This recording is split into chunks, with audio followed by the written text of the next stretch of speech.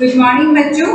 आज अपन देखेंगे कक्षा 12 का जो अपना टॉपिक चल रहा था बाल्यावस्था में पोषण। तो अब तक अपन ने समझ लिया था कि बाल्यावस्था किसे कहते हैं, बाल्यावस्था को कितने भागों में बांटा जाता है एवं बाल्यावस्था में कौन कौन सी पोषण संबंधी समस्याएं हो जाती हैं। इसके अतिरिक्त अपन ने इसमें देखा था एनीमिया हो जाना और विटामिन सी कमी से रतौंध बेरी बेरी, शिशु बेरी बेरी, आर्द्र बेरी बेरी, ठीक है, स्कर्वी, रिकेट्स, रोजबेरी, है ना, और एनीमिया, इस तरीके की बीमारियां मैंने देखी थी जो बच्चों के शरीर में बाल्यावस्था में 2 से 12 वर्ष के बीच में हो जाती है। अब अपन देखेंगे कि बाल्यावस्था में आहार व्यवस्था। तो बाल्यावस्था में अपन देखते हैं कि जो बाल्यावस्था होती है प्यारे बच्चों, वो होती है अपनी 2 वर्ष से 12 वर्ष तक, ठीक है। अब अपन 2 बातों का ध्यान रखेंगे। 2 वर्ष से 6 वर्ष तक तो होता है पूर्व बाल्यावस्था, पूर्व बाल्यावस्था, और 6 वर्ष से 12 वर्ष तक जो होती है वो होती है उत्तर बाल्यावस्था, उत्तर बाल्यावस्था। तो जो पूर्व है, पूर्व मतलब पहले और उत्तर मतलब बाद। अब आप ये सोचिए कि ये वाला जो एरिया होता है 2 to 6 ईयर, इसमें बच्चों में विकास की जो गति होती है वो बहुत ही तीव्र गति से होती है, मतलब बहुत ही रैपिडली उनका ग्रोथ एवं डेवलपमेंट हो रहा होता है। ऐसी कंडीशंस में क्या होता है, ऐसी कंडीशंस में बच्चे को हाई कंटेंट ऑफ प्रोटीन की आवश्यकता होती है। तो अपन इसको देख लेते हैं, उच्च प्रोटीन। उच्च प्रोटीन की आवश्यकता क्यों होती है बच्चे को? वो होती है प्यारे बच्चों वृद्धि व विकास के, क्योंकि अपन ने देखा कि ये वह अवस्था होती है जिसमें अगर बच्चों को भोज्य पदार्थ नहीं दिए जाते तो उसमें पोषण की स्थिति क्या हो जाती है, कुपोषण की स्थिति उत्पन्न हो जाती है। ऐसी कंडीशंस में इनको दूर करने के लिए उच्च प्रोटीन क्या करता है, बच्चों का वृद्धि व विकास करने का काम करता है। अर्थात ग्रोथ एवं डेवलपमेंट कौन करता है, प्रोटीन करता है, ठीक है। तो अपन देखते हैं कि इस अवस्था में प्रोटीन की आवश्यकता क्या हो जाती है, ज्यादा हो जाती है, बढ़ जाती है। वहीं पे अपन कंपैरिजन करते हैं 6 से 12 वर्ष का जो बच्चा होता है, इसे कौन सी अवस्था में डाला था अपन ने, इसको अपन ने डाला था शालीय अवस्था में। कौन सी थी ये, शालीय अवस्था। अब शालीय अवस्था क्या होती है, देखो ये तो अपन ने समझी थी पूर्व शालीय अवस्था, मतलब बिफोर स्कूलिंग एज में अपन ने देखा 2 to 6 ईयर, है ना। और अपन इसको देखते हैं शालीय अवस्था में 6 to 12 ईयर जो होती है कंडीशंस, वो सभी शालीय अवस्था के अंतर्गत आती है। एक बार इसको ऐसे एज इट इज बना लेना। और इस अवस्था में अपन देखें तो प्रोटीन के साथ साथ अधिक, ठीक है, प्रोटीन के साथ साथ अपन देखते हैं कार्बोहाइड्रेट, भाई एनर्जी की भी जरूरत होगी, वृद्धि विकास की भी जरूरत होगी, वसा की भी जरूरत होगी, और साथ ही साथ में अपन को आवश्यकता होगी कैल्शियम, मैग्नीशियम, और ये अपना हो जाता है पानी, ठीक है। लिख लो एक बार,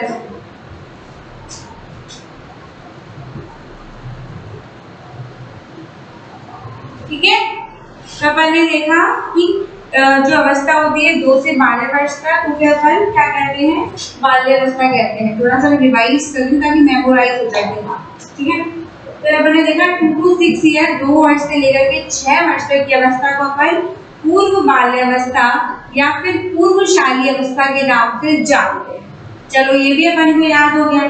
फिर अपन ने बात करी 6 वर्ष से लेकर के 12 वर्ष तक की अवस्था, उत्तर बाल्यावस्था या फिर शालीय अवस्था कहलाती है। शालीय मतलब विद्यालय जाने की अवस्था, स्कूल गोइंग एज जिसको अपन कहते हैं, वो होती है अपनी 6 to 12 ईयर्स तक, ठीक है। आफ्टर इट अपन ने देखा कि 2 वर्ष से लेकर 6 वर्ष के बीच में अधिक उच्च प्रोटीन की आवश्यकता होती है। और क्यों होती है? बच्चे को वृद्धि व विकास के लिए इसमें उच्च प्रोटीन की आवश्यकता होती है। फिर अपन नीचे देखते हैं कि 6 वर्ष से लेकर के 12 वर्ष में उत्तर बाल्यावस्था होती है, इसे शालीय अवस्था कहते हैं। और इसमें प्रोटीन, कार्बोहाइड्रेट, वसा, कैल्शियम और मैग्नीशियम की अधिक आवश्यकता होती है। प्रोटीन की आवश्यकता वृद्धि, विकास, टूट-फूट की मरम्मत, शरीर के निर्माण के लिए होती है, ठीक है। और अपन बात करते हैं कार्बोहाइड्रेट की आवश्यकता ऊर्जा प्रदान करने के लिए होती है। वसा की आवश्यकता ऊर्जा प्रदान करने के लिए होती है। कैल्शियम की आवश्यकता और मैग्नीशियम की आवश्यकता भी वृद्धि व विकास के लिए होती है, ठीक है। ग्रोथ एवं डेवलपमेंट भी करेगा, शरीर को रोगों से बचाएगा भी, रोग प्रतिरोधक क्षमता भी बढ़ाता है, एंजाइम्स का निर्माण भी करता है। ये मैंने आपको थोड़ा सा इंट्रोडक्शन बताया, क्योंकि ये जो आहार व्यवस्था होता है ना, इसमें सबसे इम्पोर्टेंट बात क्या होती है कि कौन कौन से न्यूट्रिएंट्स मतलब पोषक तत्व अपन डाइट के थ्रू ले रहे हैं और उनका हमारी बॉडी पर क्या इफेक्ट होगा। इट इज वेरी इंपॉर्टेंट, है ना। तो एक बार इसको लिख लो अच्छे से और मैंने दोबारा आपको समझा दिया।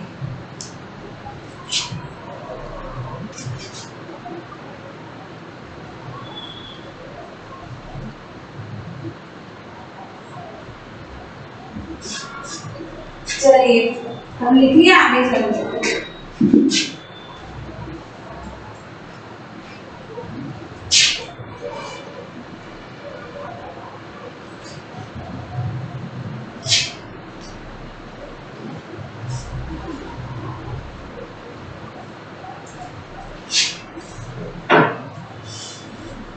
इसके बाद अपन देखते हैं कुछ पॉइंट्स की कि आहार व्यवस्था अपन में देखते हैं।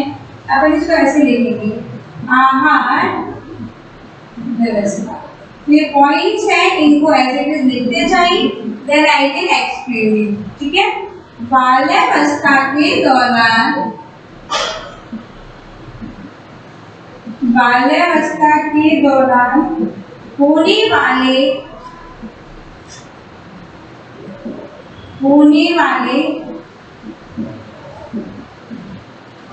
वृद्धि एवं विकास की दर नियमित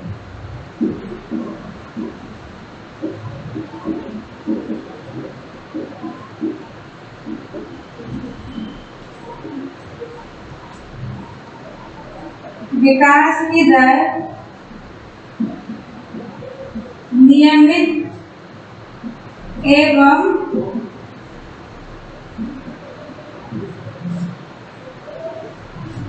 क्रमिक रूप से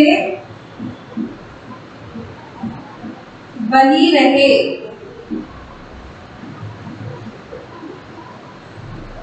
ताकि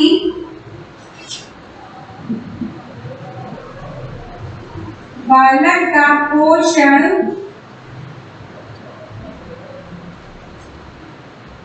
स्तर उत्तम बना रहे, ठीक है। बाल्यावस्था के दौरान होने वाली, अभी आपको बताया मैंने, होने वाली जो वृद्धि की दर होती है उसको नियमित व क्रमिक रूप से बने रहने के लिए, उत्तम पोषण को बनाए रखने के लिए अपन को किसकी आवश्यकता होती है? अपन को आहार व्यवस्था की आवश्यकता होती है, वो भी उत्तम तरीके से, ठीक है। पॉइंट फर्स्ट है, इसको नोट कर लेना। नेक्स्ट आगे चलते हैं अपन। नेक्स्ट अपन देखते हैं इसके लिए मात्रा व पोषक तत्वों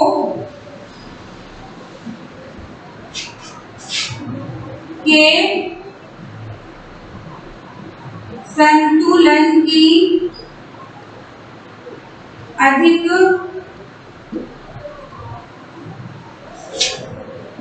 आवश्यकता होती है। चलिए लिख लीजिए एक बार।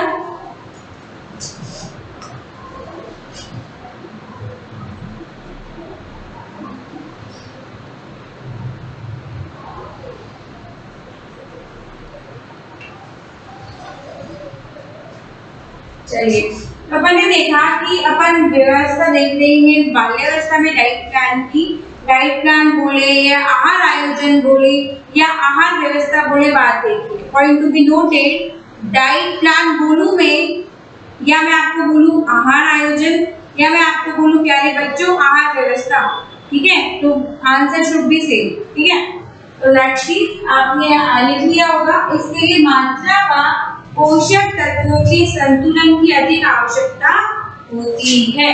नेक्स्ट अपन इसके अंदर देखेंगे कि जो बच्चा होता है उसके भोजन के अंदर किन किन बातों का ध्यान रखना चाहिए।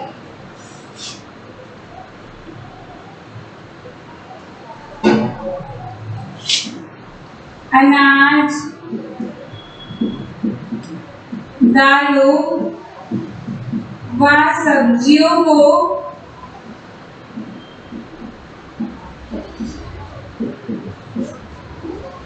आहार में शामिल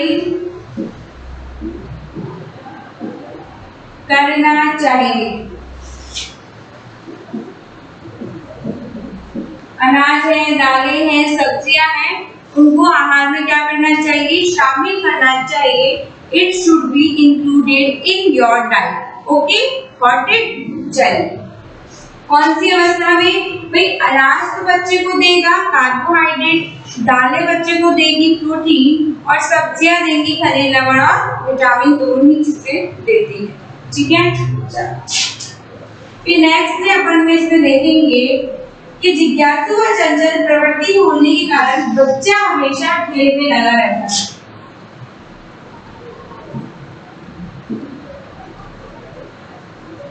जिज्ञासु व चंचल प्रवृत्ति होने के कारण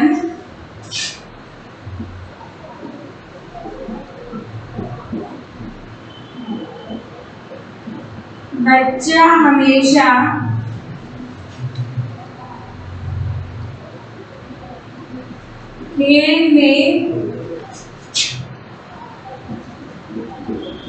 में लगा रहता है। जिज्ञासु और चंचल प्रवृत्ति होने के कारण बच्चा हमेशा खेल में रहता है। अतः बच्चों की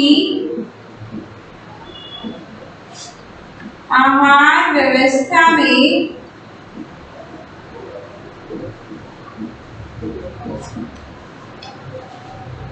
संतुलित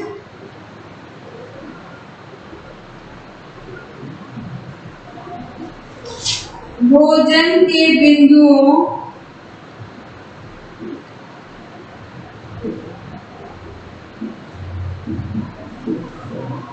एवं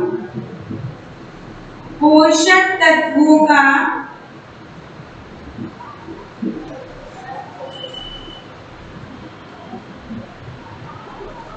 समावेशित होना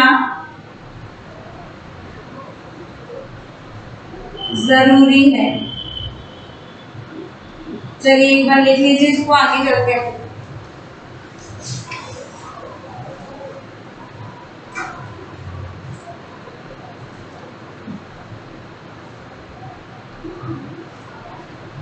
ठीक है, अपन ने क्या देखा, क्योंकि बच्चा जिज्ञासु प्रवृत्ति का होता है, क्यूरियोसिटी वाला होता है, चंचल होता है और वो अपने आहार पे इतना अधिक ध्यान नहीं देता। और ऐसी सिचुएशंस में क्या होता है, जितने मात्रा में उसे भोजन ग्रहण करना चाहिए या जिस तरीके की आहार व्यवस्था होनी चाहिए वैसी नहीं हो पाती। जो बच्चे को पसंद होता है, या फिर माता कार्बोहाइड्रेट वाली डाइट ही देती है, अनाज युक्ति या शक्कर युक्ति, या फिर माता प्रोटीन की डाइट देती है, तो कहीं ना कहीं वो संतुलन बिगड़ जाता है। तो ऐसी कंडीशंस में माता को ये देखना होता है, या जो भी उनका आहार की व्यवस्था कर रही है, कि उनमें सभी भोजन में पोषक तत्वों का समावेशित होना, संतुलित होना बहुत अधिक आवश्यक होता है ना। चलिए लिख लिया आपने, आगे चलते हैं।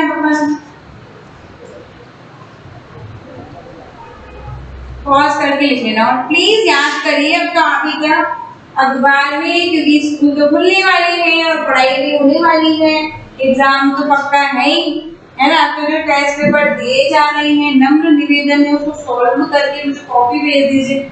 भाई जब तक खुद की तैयारी नहीं करोगे ना, कुछ भी नहीं है। देखो मैं आपको बार बार एग्जाम भी देके आ जाओगे ना, रिजल्ट नहीं आ जाएगा, तब तक मैं एक ही बात बोलूंगी, पढ़ाई कर लो रखने से, और जो चैप्टर है उनको पढ़ लो, और पढ़ने के बाद में जो क्वेश्चंस मैंने दे रखे बहुत अच्छे प्यारे क्वेश्चंस हैं, उनको सॉल्व करने की कोशिश करो। अब अपन इतने बड़े हो गए, ऐसा तो नहीं है कि दूसरे पे आधारित होगी कि मैडम लिखवाएंगी जब भी अपन उत्तर लिखेंगे, और मैंने तो लिखा भी दिए और मैंने समझा भी दी, थोड़ा जल्दी जल्दी तो तुम्हें भी करना पड़ेगा। चल अब अपन देख रहे हैं प्यारे बच्चों, बहुत इंटरेस्टिंग सा अपने सामने आने वाला है, वो है पूर्व शालीय अवस्था। अब तुरंत माइंड में आ जाना चाहिए पूर्व शालीय अवस्था कब से कब तक होती है। पूर्व शालीय बालकों की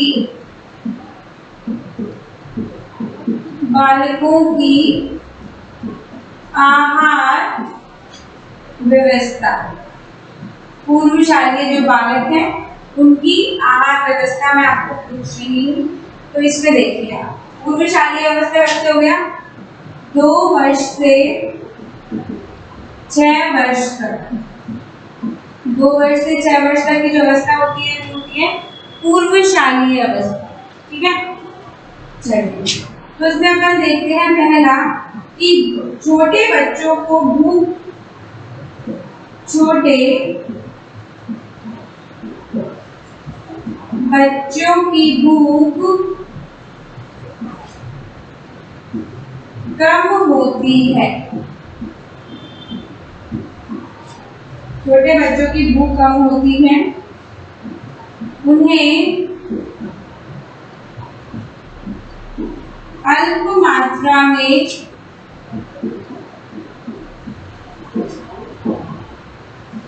भोजन देवें,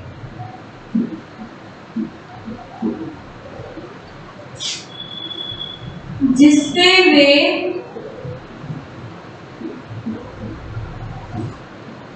जूठन नहीं छोड़े।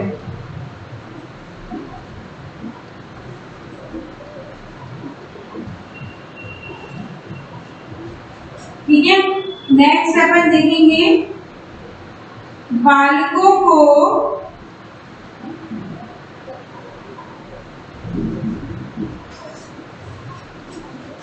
भोजन नियत समय पर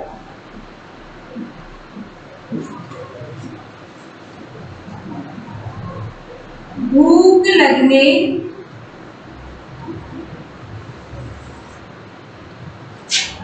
पर देवें,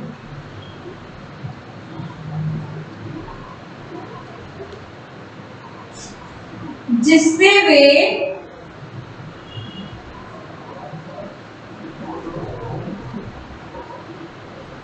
भोजन करना सीखें। हाँ जी, जो छोटे बच्चे होते हैं, छोटे बच्चों को भूख कम होती है, उन्हें अल्प मात्रा में भोजन देना चाहिए, मतलब कम मात्रा में।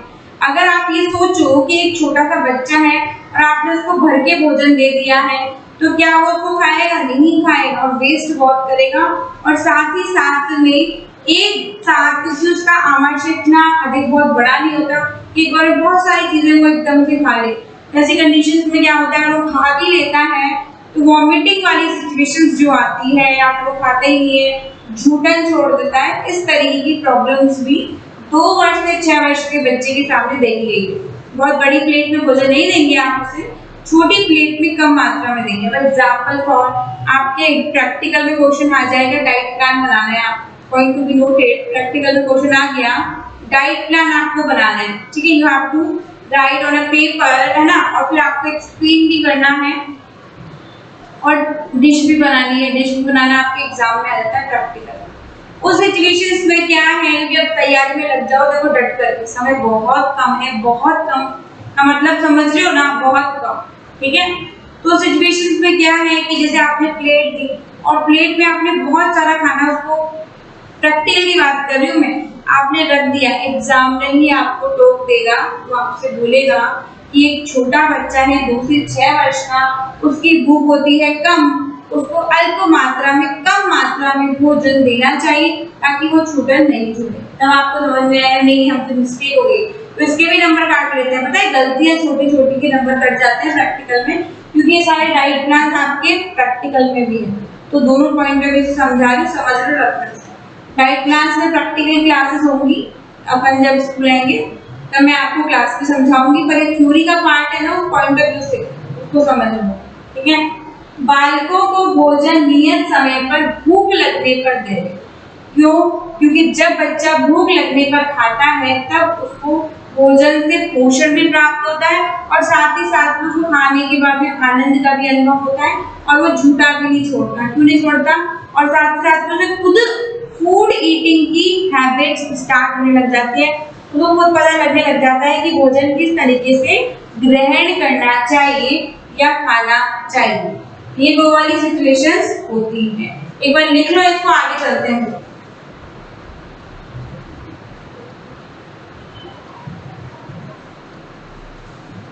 चलिए फिर अपन आगे चलते हैं।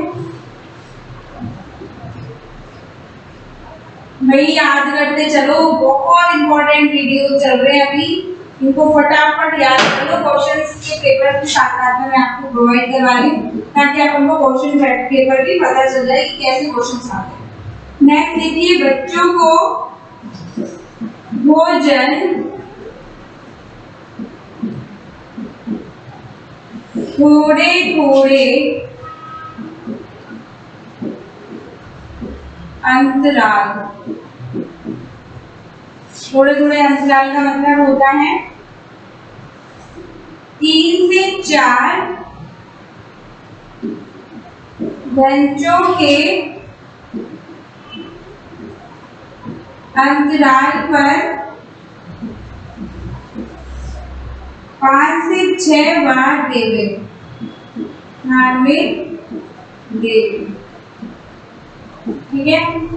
नेक्स्ट अपन देख रहे हैं खाद्य पदार्थों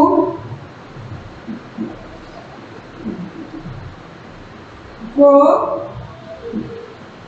छोटे छोटे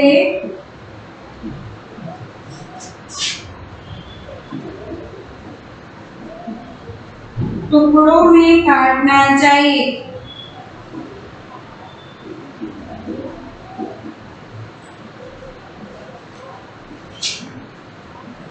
ताकि वे गले में नहीं अटके, नहीं अटके। लिख लो एक बार प्यारे बच्चों, मैं समझाती हूँ, है ना। चलो एक बार लिख लो इसको।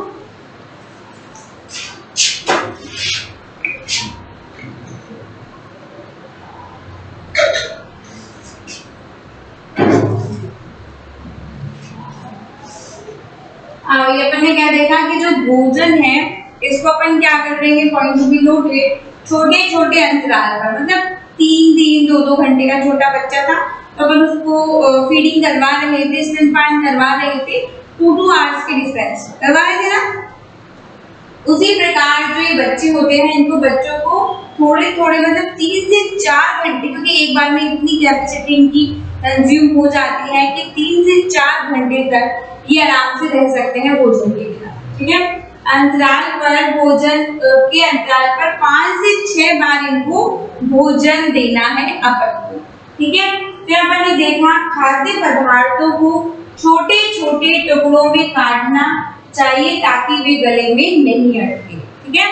स्मॉल पीसेस होने चाहिए छोटे बच्चे के, ये नहीं आपने बड़ा बड़ा पीसेस खा लिया उसके गले में अटक गया, ऐसा नहीं है, क्योंकि वो छोटा सा होता है और छोटे से बच्चे के लिए छोटे छोटे पीसेस काटिए ताकि इजी टू ईट, है ना, वो आसानी से भोजन को ग्रहण कर सके, खा सके, उस वाली कंडीशंस में अपन देख रहे हैं, है ना। चलिए लिख लिया, आगे चलते हैं। अब पॉइंट अपने 4 हो गए हैं, इनको लिखने के बाद में एक बार पढ़ लेना और वीडियो एक बार और देख लेना, जितनी बार देख लोगे दिमाग में फिक्स हो जाएगी।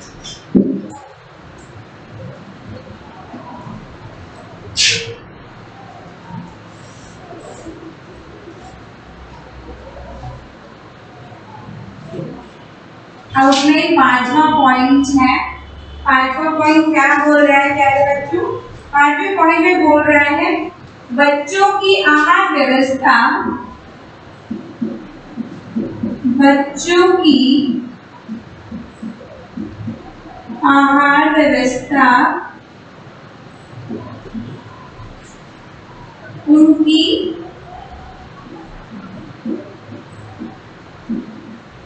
पसंद के अनुसार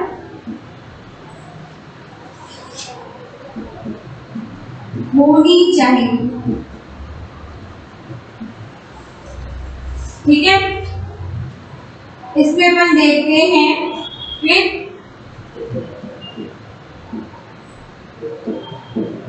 बच्चों का भोजन सादा, कम मिर्च, मसालों युक्त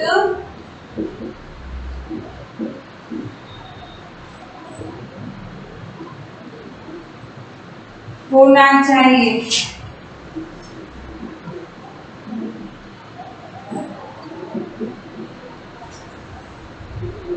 बच्चों को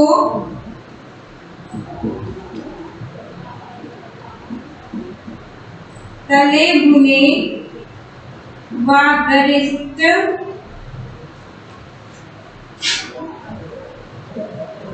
भोज्य पदार्थ नहीं देने चाहिए। ठीक है, बहुत ऐसे नहीं तले हैं, भुने हैं, गरिष्ठ हैं, मिर्च मसाले युक्त हैं, ऐसे भोज्य पदार्थ बच्चों को नहीं देने चाहिए। एक बार इनको लिख लो फिर आगे चलते हैं।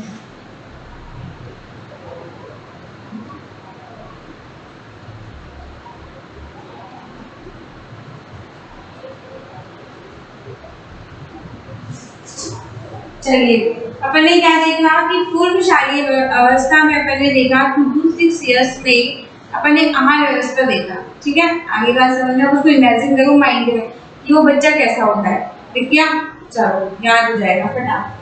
बच्चों की आहार व्यवस्था उनकी पसंद के अनुसार होनी चाहिए। बच्चे को पालक नहीं पसंद, पॉइंट टू बी नोटेड, वो पालक नहीं खाता, परंतु आपने पकौड़ी पसंद है उसको सॉफ्ट वाली, ठीक है, आपने उसमें पालक पीस करके डाल दी, वो आराम से खा लेगा। फॉर्म बदल दिया आपने। ठीक है, या बच्चे को, प्यारे बच्चों, पालक नहीं पसंद तो आपने उसको मैश करके उसका रायता बना के उसको पिला दिया तो वो पी लेगा। ठीक है, या उसको पालक नहीं पसंद तो आपने पालक का पराठा बना के खिला दिया। तो आप कैसे फॉर्म बदल करके वो पोषक तत्व उसको प्रोवाइड करवा सकते हो, इट इज वेरी इंपॉर्टेंट। ठीक है, और मैं क्यों बोल रही हूँ, क्योंकि प्रैक्टिकल में इन केस एग्जामिनर आपसे पूछ लेगी कि 2 से 6 वर्ष का बच्चा पालक नहीं खाता तो आप उसको पालक कैसे खिलाएंगे। तो आपको पता होना चाहिए, आप कह देंगे कि मैम हम उसका रूप बदल करके, फॉर्म बदल करके हम उस बच्चे को वो भोज्य पदार्थ खिला सकते हैं।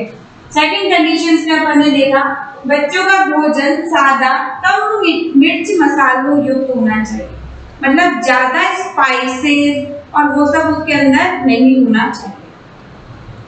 ये नहीं है कि बहुत ज्यादा मिर्च है, मसाले हैं, तेल है और अपन बच्चे को खिला रहे हैं, वो नहीं खा पा रहा है, ऐसा नहीं होना चाहिए। सादा सात्विक भोजन बच्चे का होना चाहिए, सिंपल स्वीट एंड उसकी चॉइस के according, plus nutrient should be in high content. ठीक है, जो पोषक तत्व हैं उनकी मात्रा बहुत अधिक होनी चाहिए उसकी रिक्वायरमेंट्स के अकॉर्डिंग। जैसे ये नहीं कि बस आपने बहुत सारा डाल दिया, आप उसमें प्रोटीन बढ़ा सकते हैं, क्योंकि वृद्धि विकास है, मैंने आपको बताया वृद्धि विकास के लिए आप अच्छी क्वालिटी का प्रोटीन यूज कर सकते हैं, जैसे कि लाइक अंडा, मांस, मछली, दूध, दही, छाछ, पनीर, चीना मावा, दालें, सोयाबीन, ऐसे याद कर लो फटाफट से। तो इस तरीके की चीजें आप उसकी डाइट में समावेशित कर सकते हैं। बच्चों को तले भुने एवं गरिष्ठ भोज्य पदार्थ नहीं देनी चाहिए। चलिए, ये कितने हो गए? 7 पॉइंट्स, और आज लास्ट वन देखेंगे, वो होगा अपना 8 पॉइंट्स। ठीक है, चलिए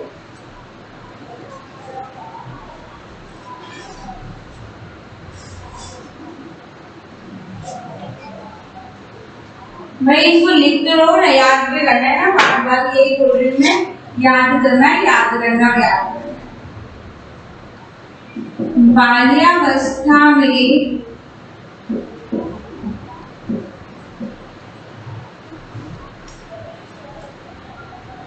बच्चों को मीठा अधिक पसंद होता है।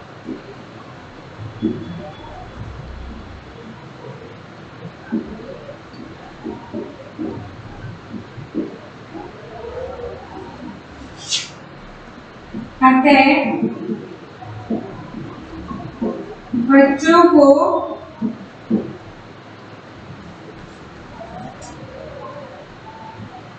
उनकी आवश्यकता के अनुसार ही मीठे भोज्य पदार्थ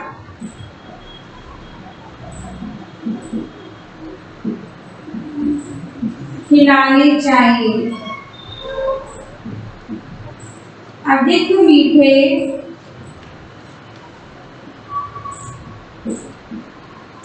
भोज्य पदार्थ, बहुत अधिक मीठे भोज्य पदार्थ है, वे बच्चों के दांतों के लिए हानिकारक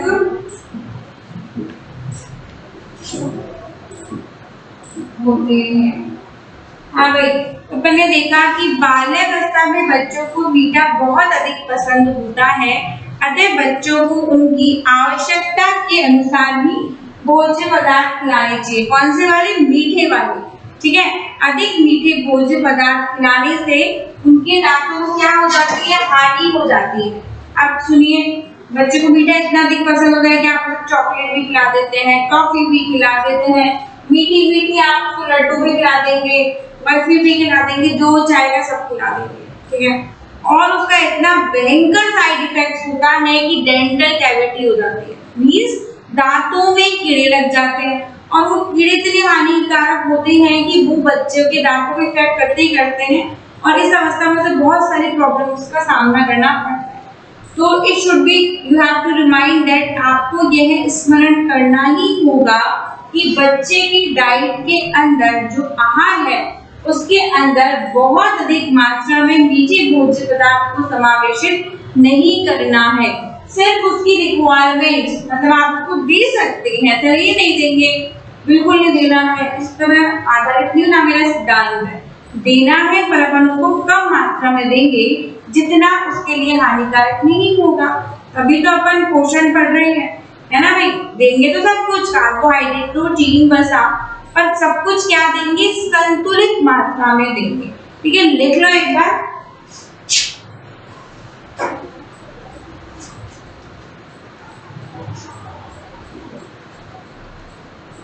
हाँ, तो आगे बच्चों आज जो मैंने पढ़ा इसको पॉज करके लिख लेना। इसमें अपन ने बाल्यावस्था में बच्चों को मीठे भोज्य पदार्थ के बारे में बताया, और मैंने यहाँ पर आपको बताई है 8 पॉइंट, ठीक है।